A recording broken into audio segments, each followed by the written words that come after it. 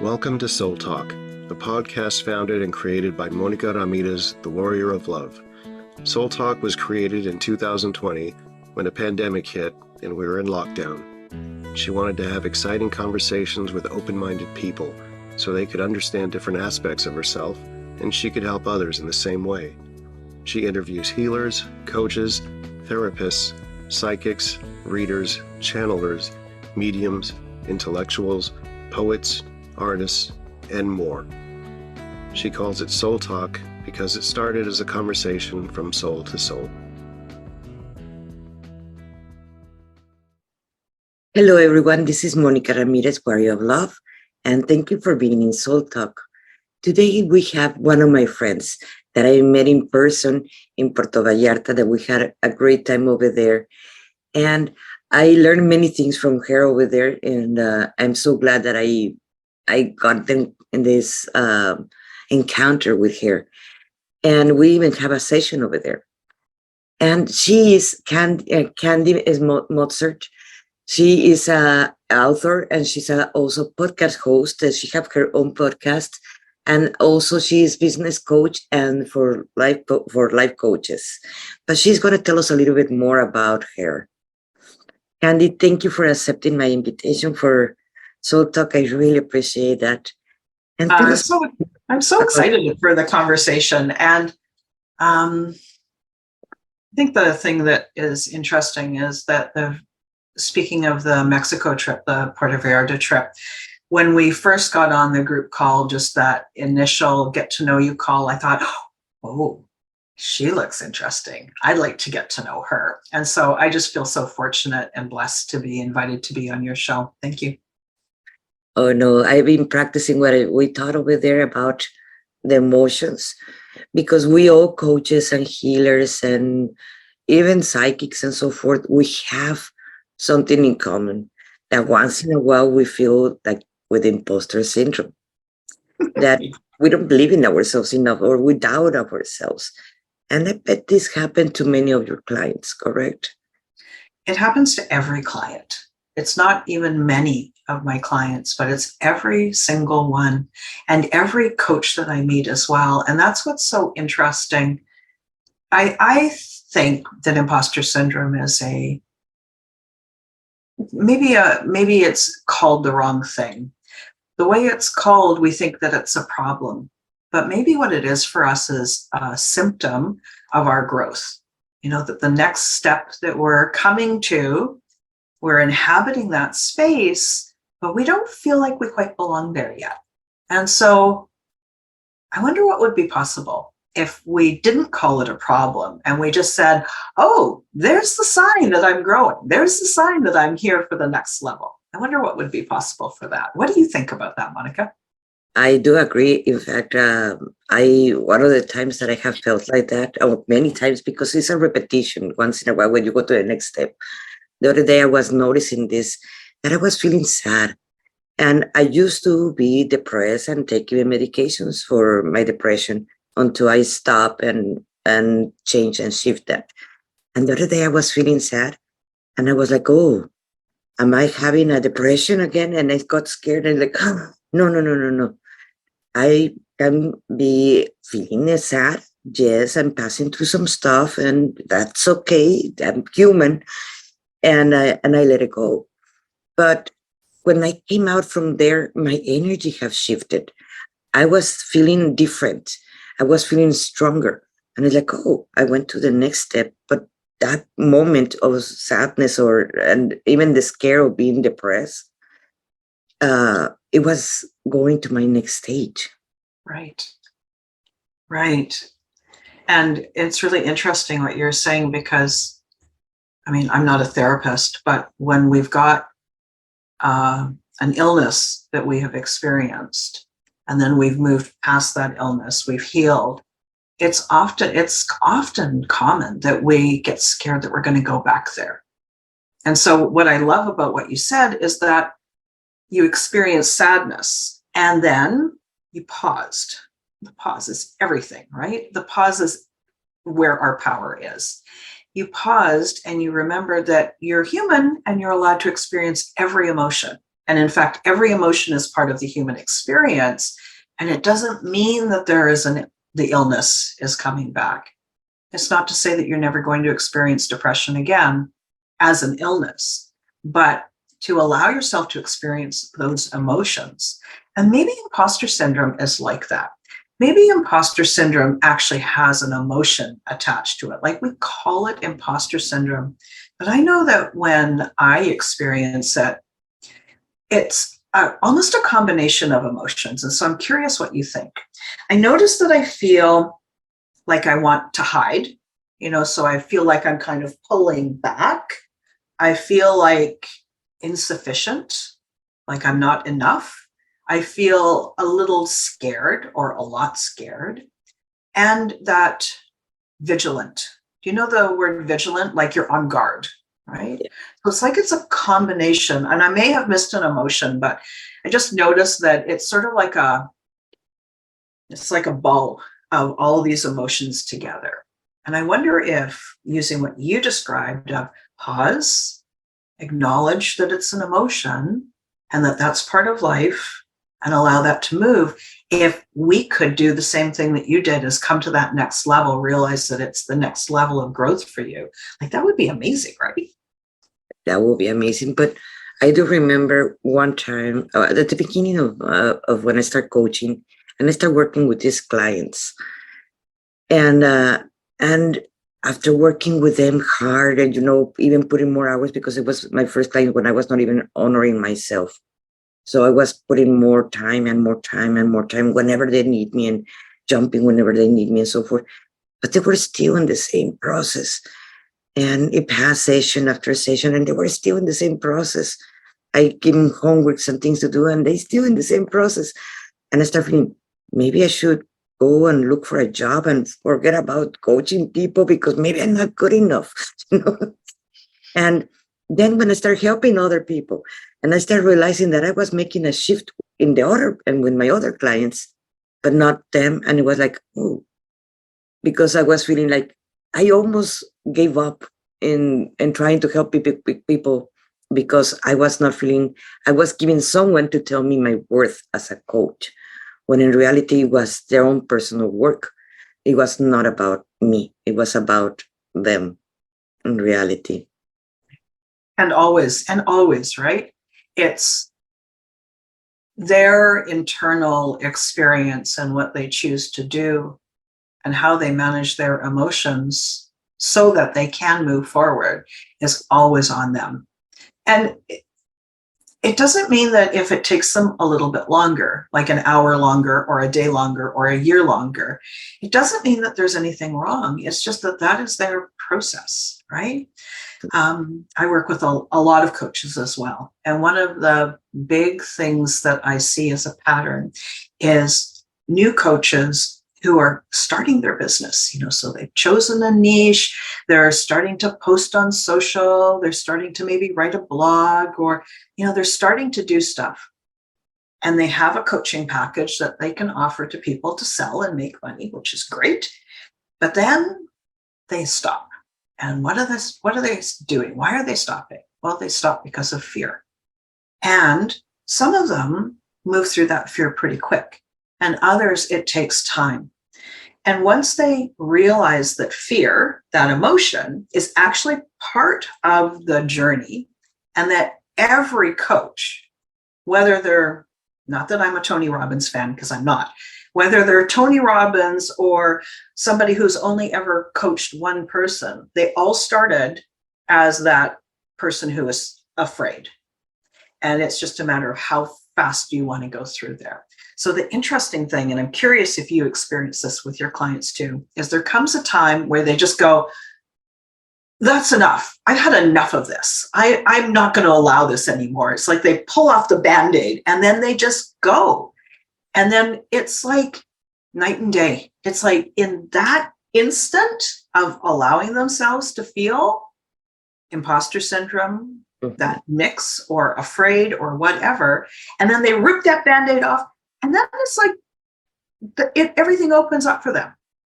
So do you experience that with your clients as well, that all of a sudden something happens that they choose, and then everything opens up. It is about the aha Mm. moment. Because when we finally get to do that soft spot with a client and they have the I get it, that's what it makes the shift. And it can happen in a second or it can never happen. But that depends on the person. And I tend to give them a lot of journaling because I believe that the journaling is the way that we can focus our mind to actually focus in one thought. Or else they're going to be, you sit down and actually let me think about this, how I feel. And then I haven't cooked, I haven't gone to do this, I have to do the laundry. And your mind goes everywhere. And when you focus your thought, that's when you can get many more, moments. Mm-hmm. But not every single client is going to be like that. And that's where we're going to start doubting how good we are, or we're going to compare ourselves with other coaches. Oh, they're having many results. Are they? We Really? don't know. Exactly. Right? We never know how successful that other client is with their clients. Sorry, my words are wrong. We never know how successful that coach is actually successful with their clients, how effective they are, and whether the client receives the results that they want or not. But I think that's partly because we think of coaching as the coach comes in as the expert and then the client should get the results.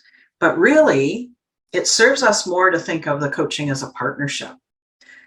The coach brings their strengths and their coaching skills, they bring it to the room, and then the client also shows up in the room, and it's in that partnership that the magic happens. So as you're talking about journaling, I 100% agree. Like, I'm a big journaler and all my clients journal, and you can see on the screen behind me here, I don't know if you can see them. Those are journals over and over and over, like, right? You got them too, right? But what I notice is in the journaling, then the journal is the room. So the client comes to the room with their pen and their journal and listening to that voice of the inner self and the observer, right?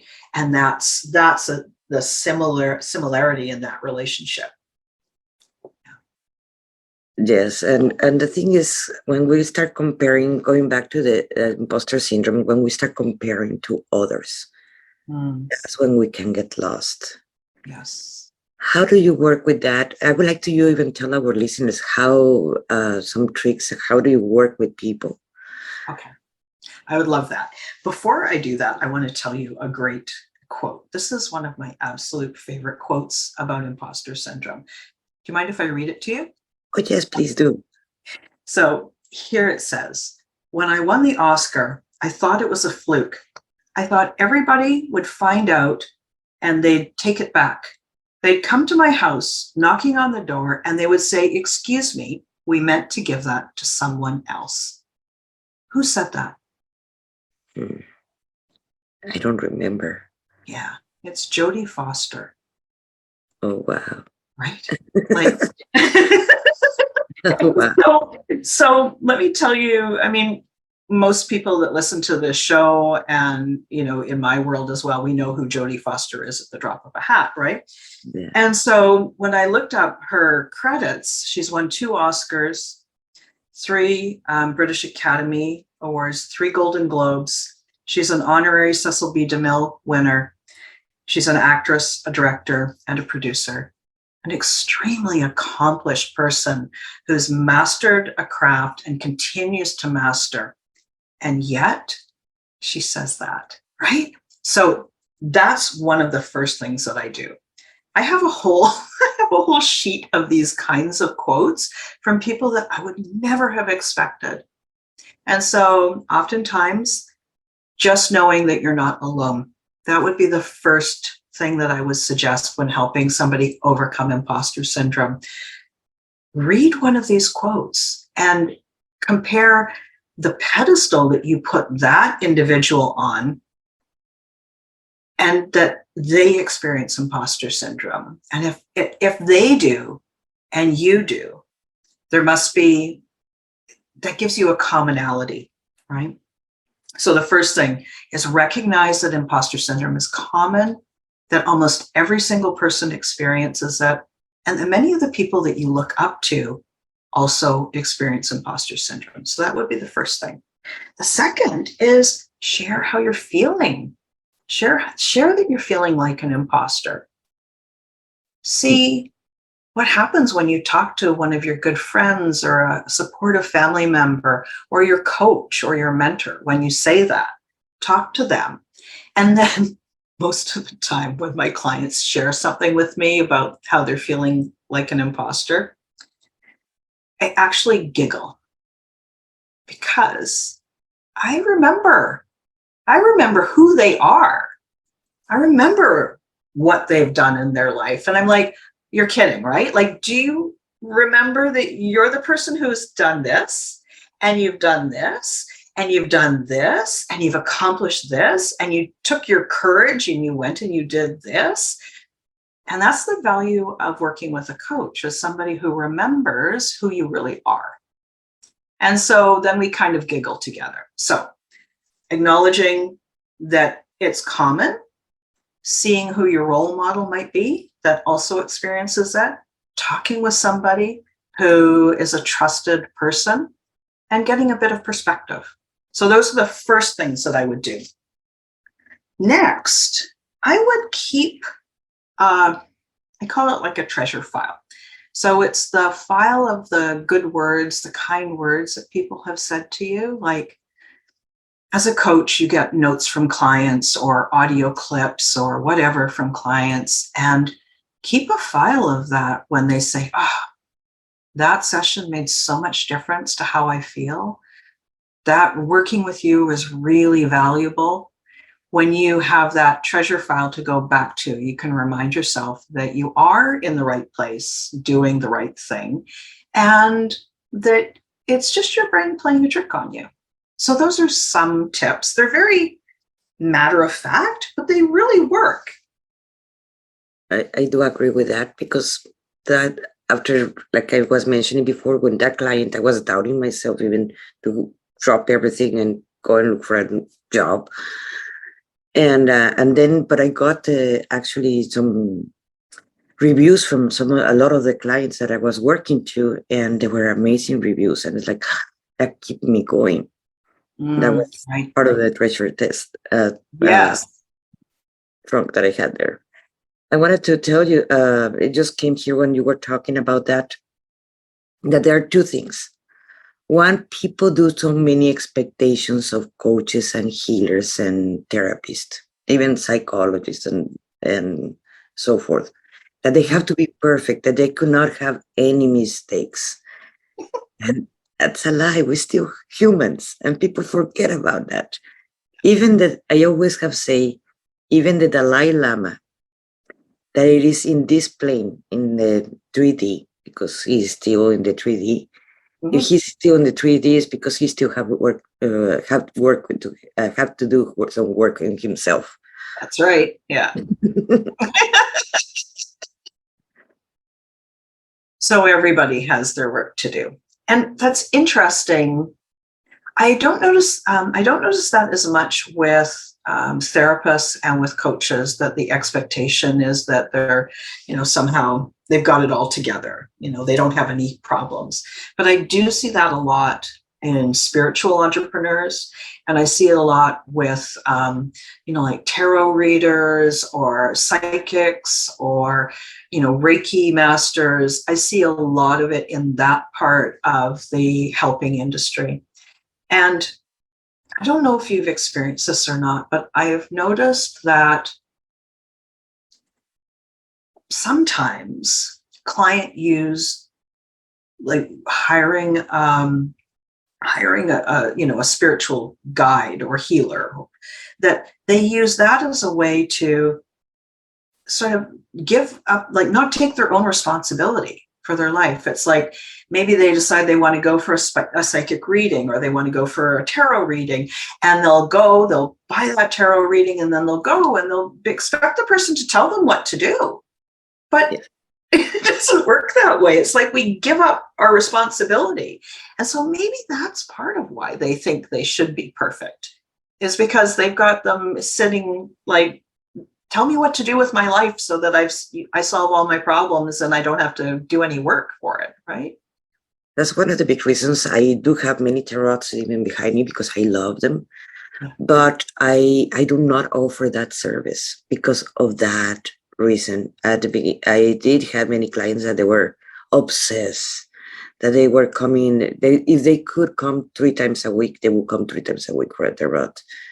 And what I tell them is like, okay, have you changed your ways of thinking or feeling? No, they're the same. Then how do you expect the energy will shift in the tarot? It won't. You're not doing your inner work. I'm not going to tell you what to do. I am not responsible for you, for your actions and your choices. So that's why I don't offer it anymore. It's interesting, right? Like, I wonder why in that area that people expect, like, it's not even a miracle, because a miracle happens because you have the intention and you put your attention on it and you help to create that, right? Yes. By who you are. But if they did that, they could use those readings in a way that is so much more powerful, because they'd be able to see that next place that they could get to. It could open their eyes to possibilities. Or what limitations they have, or what things they have to change on themselves to have a different result. Right. But they don't use that. They want someone become responsible of their own actions and not themselves. Yeah. I think that, a good service to the world for people who are psychics, tarot readers, intuitives, is to, instead of only just doing the readings, it's showing you how to do the reading. And then so that they're equipping them with the tool, instead of taking that hammer and banging the nail for them. It's hand them the hammer. Here's some nails. Here's a piece of wood. Go do it and let's see what it's like. Because then they're really empowered. And that's what it's about, right? I agree. That's one of the reasons why I teach channeling. Because everybody is a channel. They just forgot how to do it. But that's one of the reasons why, because empowering the people is very important. So that's interesting. That you shifted more to the channeling because of that, because it empowers people and it allows you to help them empower it themselves, right? Because I've experienced, when we were in Mexico, I was part of 3 of the channeling meditations that you did, and they were amazing. Yeah, and each of us got our own thing out of it. That was great. Thank you. And going back to the theme of, yes. Oh, sorry. Sorry. Imposter syndrome. I wanted to say something that it is go deep in the families of each one of the humans. We're alive. We come from a family. And in that family, there's an old saying that it says, no one is prophet in their own town.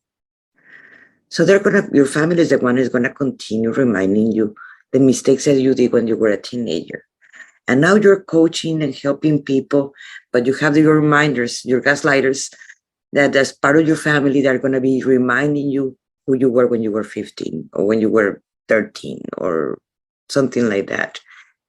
So what happened with these coaches? How do they work with themselves enough so like that they're not affected, but for the gaslighters, they're the family that they know where the bottoms that are going to make them react. How do you work with them? Because I bet all your clients, they have families and they have this. Right. So you've got the button pushers, you've got the people who remember you when you were young, for sure. And, oh, you used to be this, you used to be like that. So how could you be a coach and actually help someone now? And then you've got the other layer of it too. I really like the the approach that you have about the family, that we've come from a long line of ancestors. And the other part is that our ancestors had much more danger in their life. So currently, people who might say, well, when you were 13, you did this, trying to sort of pull you back from who you're growing into becoming. But then you've got that ancestral lineage of staying safe, and staying safe for really good reasons. Staying safe because staying as part of the family group meant that you had safety and that you were staying alive and that you had food and that you were taken care of as a human. So you've got two things going on there, right? So how do you overcome that? And I think the first is just the awareness that that was the way you were when you were younger, and the awareness that your ancestral line, their life was a completely different, had such a different paradigm for how they lived. They really were much more into survival. And so they needed to stay safe. So they needed to keep people small and safe, which meant don't take risks, which means don't step out and be a coach, right? So there's the two pieces. So what do? Is awareness, always awareness.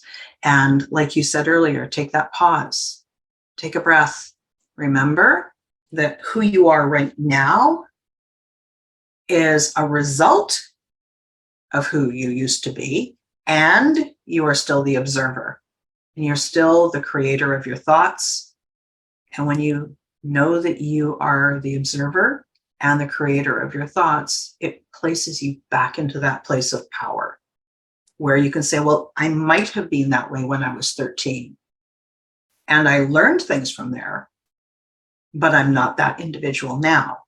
And I may be the product of an ancient lineage where life was exceedingly dangerous, but because of their sacrifice, I am able to have this impact on the world now. So my ancestors set me up to have this. And so it's that awareness, pause, remember, but know that we always evolve, and this is where you are, is the evolution. That is so true. That is a very good advice, because I bet everybody gets triggered. That's why when we get adults, we want to run out of holidays. Holidays are great. That's lighter. Yeah. And that's very human. Exactly. So what about you? What do you notice? What do you do when you feel like you're experiencing imposter syndrome? I'm curious as well. How does that go? I pass through that. I see it, I observe it. I started seeing that I'm doubting myself. And it's like, okay, I'm going to give a next step. Even with all my fears, even feeling the way I'm doubting myself, I'm just going to go by the book in this moment, because my psychic right now, it is gaslighting by myself. So I go through that and go by the book. Okay, I see my client. I'm going just by the book because I'm self-doubting. But then I start seeing results. And when I start seeing the results and so forth, that's when I let, again, my channeling go through, and it's like, you know what? How about this? And how about that? And that's when I see the shift in my client. And that inner voice that it was making me self-doubt, it just disappeared. Mm-hmm. Yeah. It dissolves, right? Yeah. So that awareness, and you just keep going, but not necessarily a huge amount, just a little. Yes. And then come to a feeling of safety again, and then allow. It's very interesting. But having also the knowledge that keep me in a way like, okay, you're NLP, you're BQH, go by the book. Forget about the channeling, because right now you're doubting it. So by the book, go what it is in paper, not what it is in the ether. So like that helps too. Yeah, I like that. That's very helpful. And I think that's really going to be helpful for the listeners too, that to get that reminder that they can always just go back to the rules, right? They can go back to, this is the way, this is my coach training. So I'm going to go, in my case, I'm going to ask a powerful question and I'm going to listen more carefully but not necessarily listen to the words between the words and the spaces. Yes. And those gaps when they speak. Yeah. I wanted to ask you about your book that you wrote. What is the name of it? Because it is Personal Growth and Success Journal. It's up on the shelf there. And it's not so much a book as a journal. And I wrote it, I was approached by a publisher about 2 years ago, and they invited me to write this book. And that's a whole nother story. That's a whole imposter syndrome story. In that, I looked at the email and I thought that it was like a scam. Yeah, I can pass. And then I was like, they kept emailing, and I'm like, oh, must be a scam. And then I read it and I thought, well, I have nothing to lose by having a conversation. So I did. And then I had my lawyer look at everything because I thought it was still a scam, but it wasn't. And so they commissioned me to write a journal, and it's aimed at sort of 20-year-olds who are just starting on that personal development, and a place to capture their thoughts and to question their thoughts and notice how they're feeling and make that personal growth start to happen. So it's super fun. It was a great process. I will put the links of the book so you can find it in Amazon. It's in Amazon, correct? Yes, it is. Thanks. I would really appreciate that. Yes, because just more people right now are waking up or are starting to do the self-development, and they're asking for tools. And they might not be ready to actually take a class because they feel like they're going to waste their money at the beginning. That's what they feel, they think. And then sometimes they just need a book so they can write, so they can understand what is happening to them, how they're realizing different things that before they didn't realize. Then after that, probably they will go with a coach or something like that. But at the beginning, is many times is a book. This can open up the growth on them. Yeah, I agree. And I think I agreed that a book is a safe place.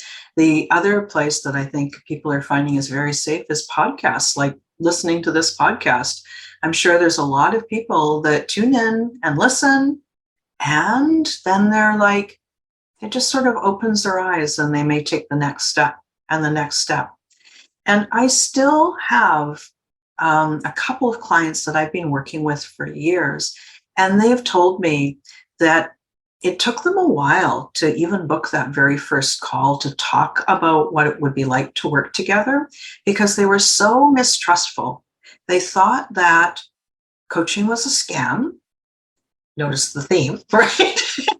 Notice the theme, that it was a scam, and that really it couldn't make any difference to their life, and that really that the coach was some kind of a crook that was just going to take their money, and it was just going to be a horrible experience.